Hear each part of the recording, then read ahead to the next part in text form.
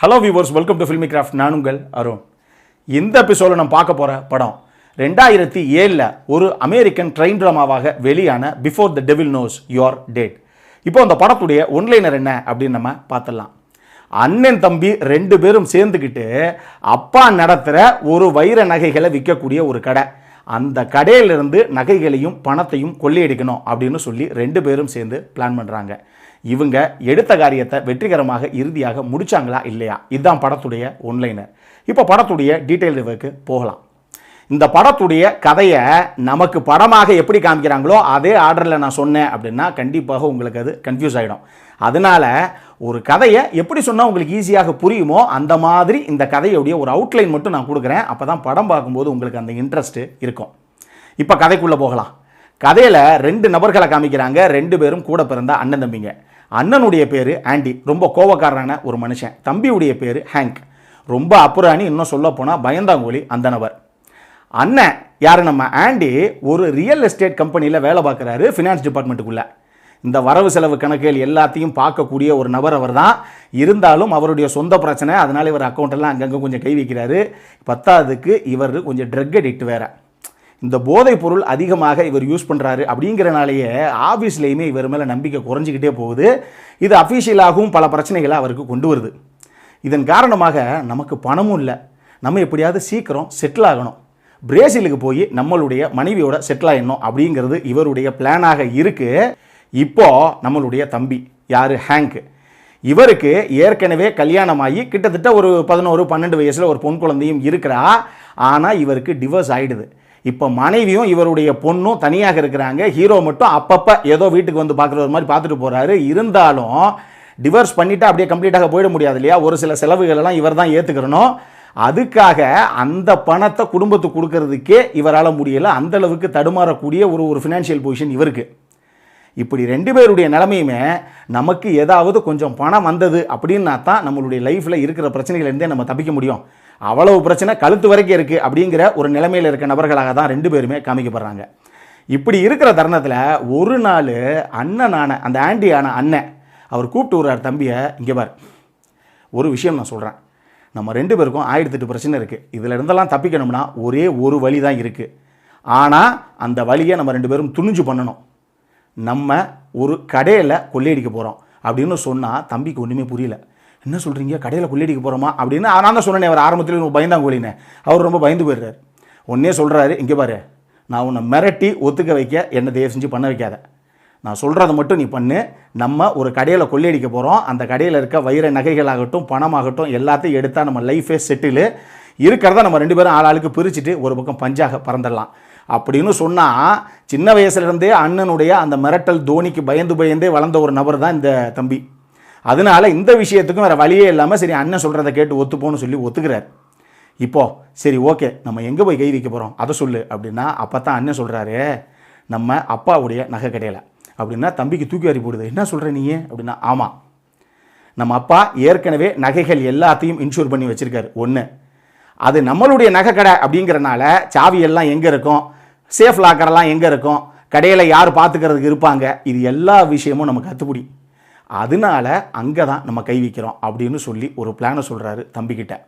இதுக்கப்புறம் சரி ஒரு வழி கிடையாது, இருக்கிற பொசிஷனில் நம்ம தற்கொலை பண்ணியே செத்து போகிறோங்கிற அளவுக்கு நம்ம ரெண்டு பேருடைய நிலைமையும் இருக்குது, கை வச்சிட வேண்டிதான். ஆனால் இதில் இன்னொரு முக்கியமான விஷயம் என்ன அப்படின்னா, நகையெல்லாம் அவங்க அப்பா ஏற்கனவே இன்சூர் பண்ணி வச்சுருக்காரு. அப்படிங்கிறனால கொள்ளை அடிச்சுட்டு யாரு கண்ணிலையும் சிக்காமல் நம்ம தப்பிச்சுட்டு வந்தால் போதும், நம்ம லைஃப் செட்டில்டு.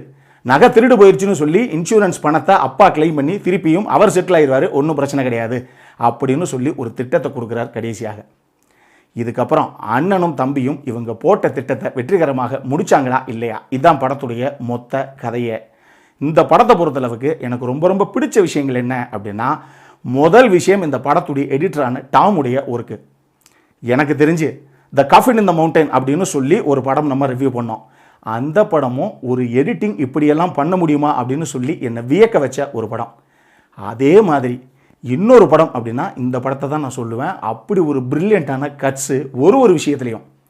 இந்த படத்தை இவங்க சொல்ல வந்த விதத்திலேயே நான் சொன்னேன் இல்லையா, கதை சொல்லும் போதே இவங்க படத்தை எந்த சீக்வன்ஸில் அந்த காட்சிகளெல்லாம் காமிச்சிருக்காங்களோ அப்படி நான் சொன்னேன்னா உங்களுக்கு கதையே புரியாது சுத்தமாக அப்படின்னு. அப்படித்தான் இவங்க எடிட் பண்ணியிருக்காங்க. இந்த கதையுடைய ஆரம்பத்தில் பயங்கர ஒரு பரபரப்பாக ஒரு சுவாரஸ்யமாக கதை ஆரம்பித்து படம் கிட்டத்தட்ட ஒரு மணி நேரத்தை தாண்டி போக போக தான் இவ்வளவு பிரச்சனைகள் பின்னாடி இருக்குது, இவ்வளோ விஷயம் பிளான் பண்ணியிருக்காங்கிறதே நமக்கு தெரிய வரும்.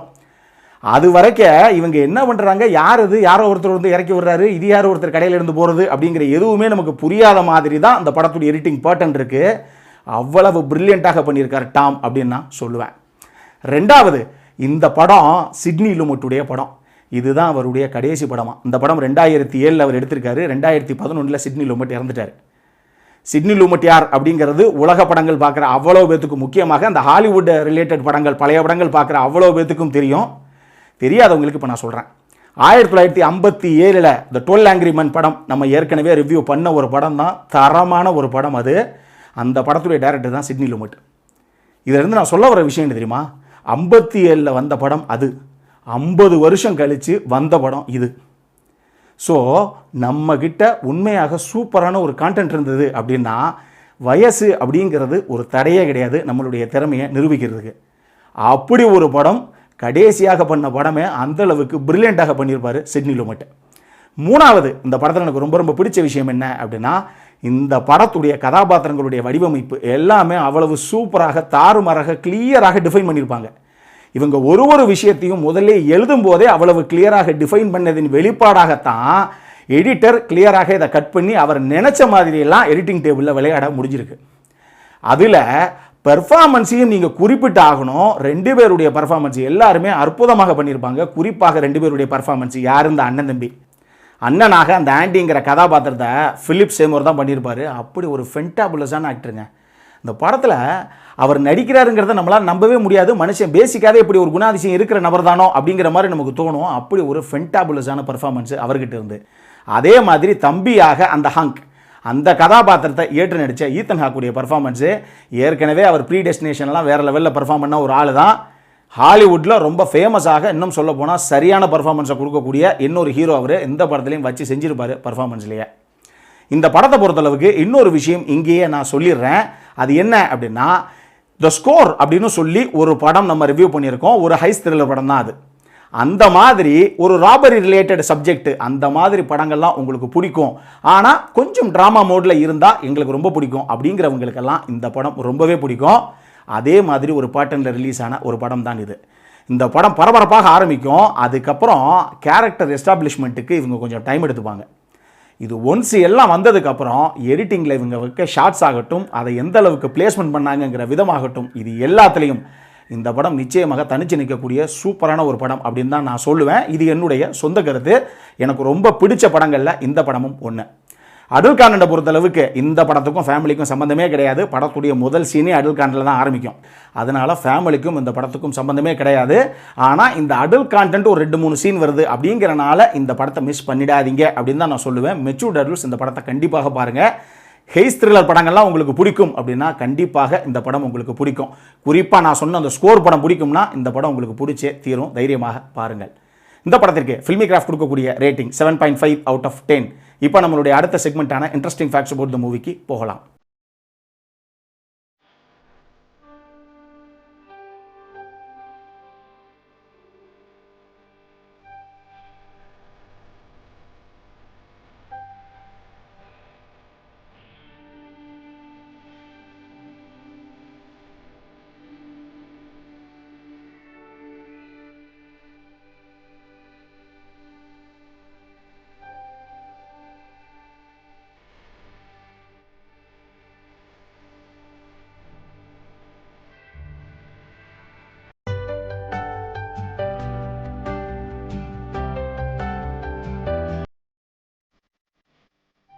இந்த வீடியோ பிடிச்சிருந்ததுன்னா லைக் பண்ணுங்க, ரொம்ப பிடிச்சிருந்ததுன்னா உங்க ஃப்ரெண்ட்ஸ் எல்லாத்துக்கும் ஷேர் பண்ணுங்க. உங்களுடைய கருத்துக்கள் ஏதாவது இருந்தது அப்படின்னா கீழே இருக்க கமெண்ட் செக்ஷன்ல எங்களுக்கு தெரிவிங்க. வீடியோவை க்ளோஸ் பண்றதுக்கு முன்னாடி சப்ஸ்கிரைப் பண்ணுங்க. சப்ஸ்கிரைப் பண்ணும்போது பக்கத்தில் இருக்க நோட்டிஃபிகேஷன் பெல் ஐக்கானையும் கிளிக் பண்ணுங்க. அப்பதான் எங்களுடைய வீடியோஸ் எல்லாம் உங்களை ஆன் டைம் வந்து சேரும். இதே மாதிரி இன்னொரு வீடியோவோட அடுத்த முறை உங்களை சந்திக்கிற வரைக்கும் it is Arun signing off. By.